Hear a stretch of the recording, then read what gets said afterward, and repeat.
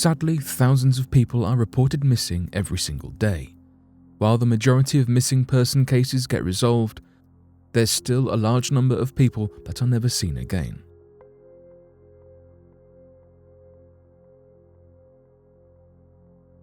David Stone. David Lawrence Stone was a 29-year-old stock market analyst from La Jolla, California. It is of note that he sought spiritual guidance through the New Age movement, a range of beliefs focusing on the mind, body, and spirit of its followers.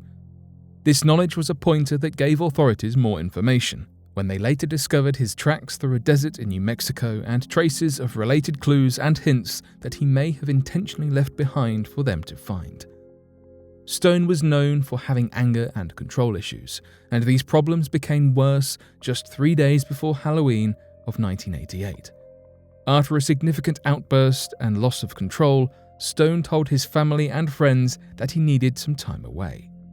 The morning of that Halloween, he drove off, not telling his close loved ones where exactly he was going.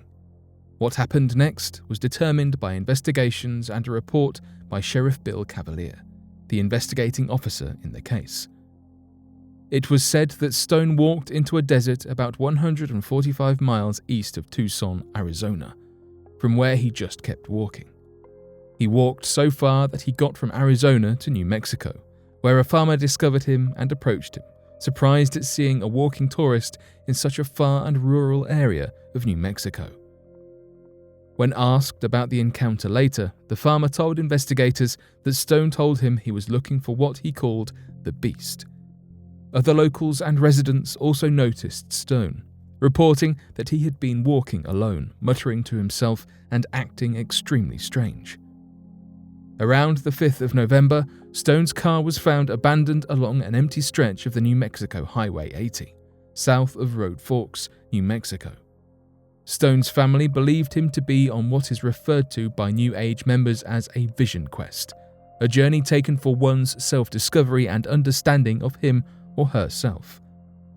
This belief was reiterated by many clues discovered later, thought to have been left behind deliberately by Stone. Symbols like that of pyramids and strange numbers were related to certain New Age beliefs. Searchers found a pyramid of rocks surrounded by a triangle, besides a watch belonging to Stone and 2 quarters. Later, Fibonacci numbers, which are digits used often by stock market analysts, were found written in the sand. Notably, there was a mistake in the numbers. Stone had written 18 instead of 21, which some people thought hinted towards his jersey numbers from when he had played football in college. Although it was a mere coincidence that Stone disappeared on the day of Halloween, it still adds to the mystery and fear around this case. To this day, no one knows why he was acting so strangely, and what exactly happened. The case was unresolved until 4 years later, in February of 1992, when it was discovered that Stone had passed away. His skeletal remains were recovered in a desert near Granite Gap, New Mexico, the same area where several clues were found years before. His identity was confirmed by medical records, and there was no medical evidence of foul play in his passing. To this day, no one knows when, how, or why Stone passed away. That part of this unfortunate case still remains a mystery. The Devil's Den Disappearance. Devil's Den State Park, despite its name, is a picturesque nature preserve in northwest Arkansas's Ozark Mountains. As beautiful as this rocky wilderness may be, it was also the site of one of America's strangest national park happenings, a disappearance that was baffling, if not altogether disturbing.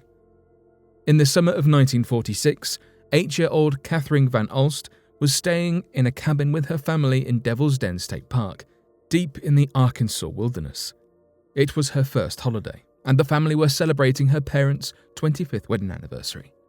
News reports from the time of the disappearance state that the child had got lost when returning to the family cabin from a nearby creek. The family quickly realized Catherine had disappeared, and a search party, led by Catherine's father, was immediately assembled. After 3 days of searching, the local sheriff ordered Catherine's father to leave the party to rest.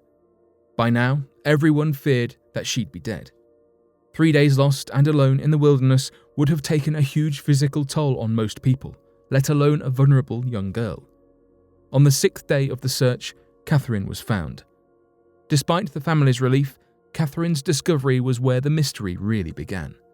The girl had been discovered in a cave some 30 miles from her family's camp, on ground 600 feet higher than their cabin, begging the question, how did an 8-year-old girl travel 30 miles in 6 days without food, water, or appropriate clothing? One of the members of the search party, University of Arkansas student Porter Chadwick, explained that when Catherine was found, she uttered the words, "Here I am," calmly, in response to one of the rescuers' shouts. Catherine reportedly walked out of the cave without expression upon discovery, wearing nothing but a swimsuit. She had no markings on her to suggest she had been harmed, and was thankful for being rescued. She later recounted that she had spent the first night simply laying in the grass before sleeping in caves, eating wild berries, and drinking water from pools. To this day, we don't know exactly what happened to Catherine Van Alst, or how she managed to travel so far. Devil's Den State Park may be an area of outstanding natural beauty, but the events that occurred over those 6 days in 1946 were anything but natural.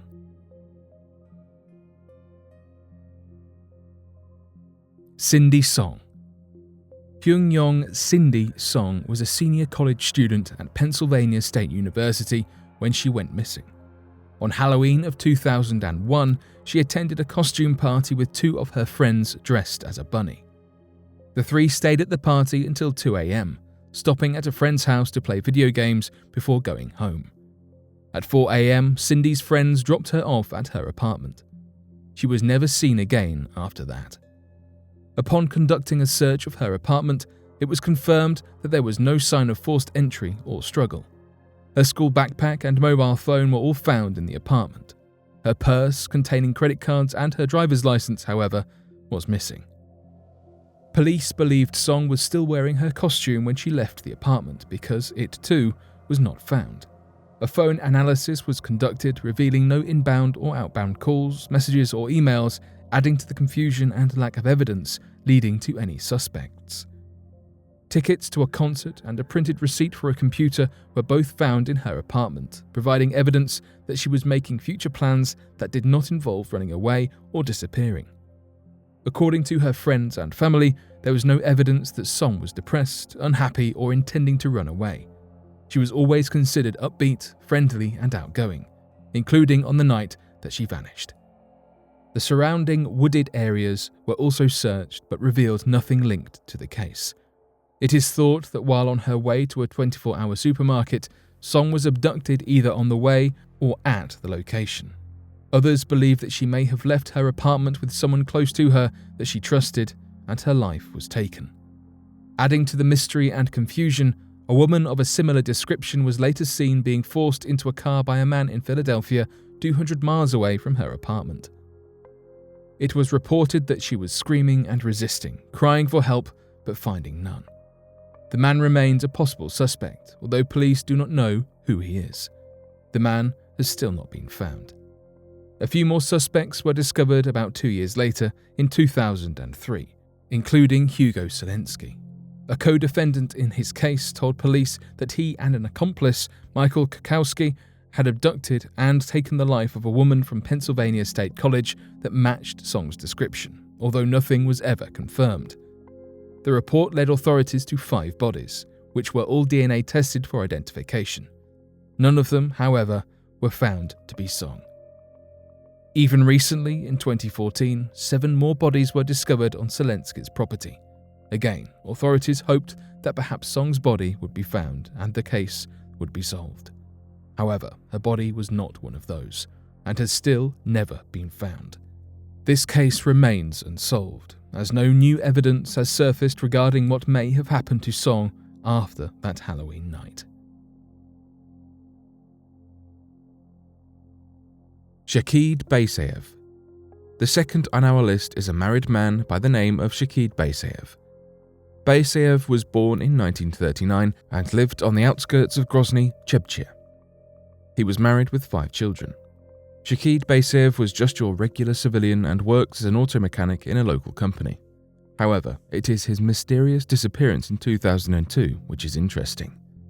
It all started after a fire incident had happened in the neighborhood of Grozny. This fire was started by protesters against the Amon paramilitary police forces. Unfortunately, Baseev was on his way to work that day and the troops picked him up and detained him.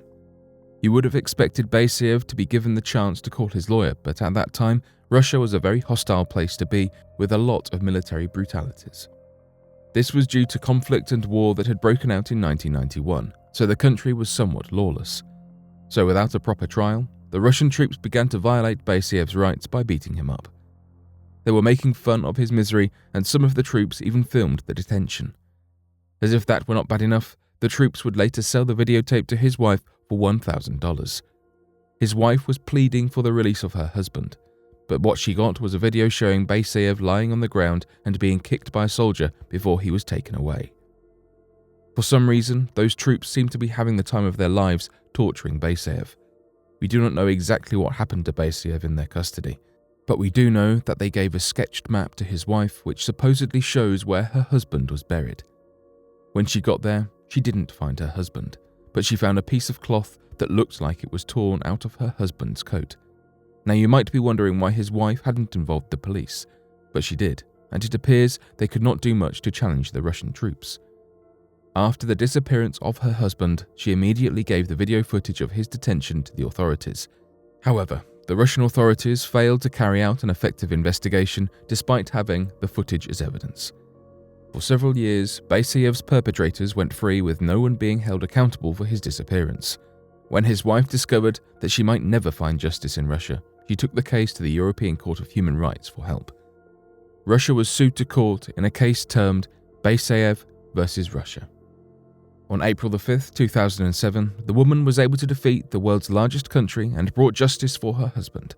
The European Court ruled that Baseev's detention was an illegal act and they had demanded that he must be presumed dead. Until that time, Baseev was only declared missing even though it has been 6 years since he was last seen. Unfortunately, the Russian troops depicted in the video were not identified by the official investigation, even though their faces could clearly be seen. But for the unfortunate woman, the European Court held the Russian government responsible for the death of Mr. Baseev and ordered them to pay £50,000 to his enraged wife as compensation for moral damages. No amount of money is enough to bring back Mr. Baseev, but his wife did get some justice 7 years after the death of her husband. Because at the time of the ruling, there were 200 similar cases of disappearance pending before the European Court.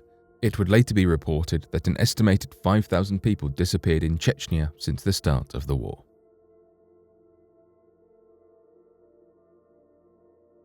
Alexander Kushin. If you've never heard of Alexander Kushin, he was a very young, ambitious oceanographer and Arctic explorer in the late 1880s to early 90s.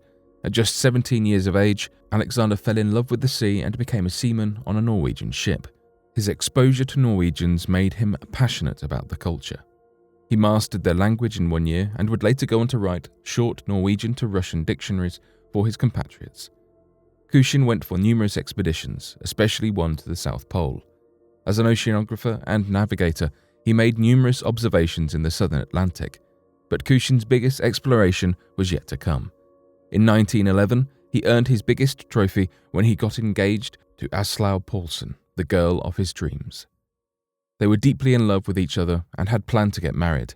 At the end of one of their successful summer field expeditions, some top members of Kushin's ship returned to Russia for vacation.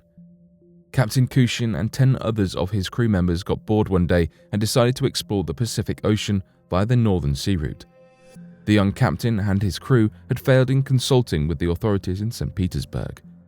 This would later end up being an awful decision because their ship was too small for the kind of expedition they had embarked on. Unfortunately, that would be the last expedition they would embark on because their ship would later disappear without a trace. The ship was sent in search of the crew in 1914 to 1915, but to no avail. It wasn't until 1937 that relics of the ship would be found. Captain Kushin was a very bright young man but sadly died at the age of 25, leaving behind his 18-year-old fiancée who later died in 1987.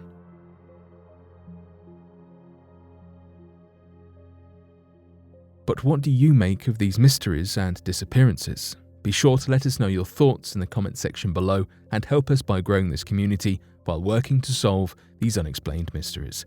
Thank you for watching, and don't forget to subscribe for more videos.